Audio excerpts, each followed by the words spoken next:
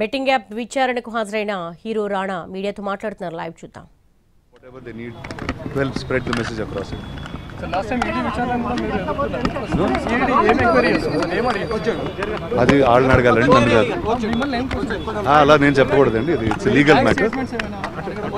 కాంతా cinema చూసారండి? చూడండి, second half కొంచెం లెంగ్త్ ఎక్కువైందండి, అది ట్రిమ్ చేయబోతున్నాను ఇప్పుడు. So thank you very much. Thank you. అమ్మ మీరైతే కొట్టుకోవద్దని చెప్తాను, మీరు అందరు కలిసి మీరా చెప్పేసాను. అదే కంటెంట్ కట్ చేసి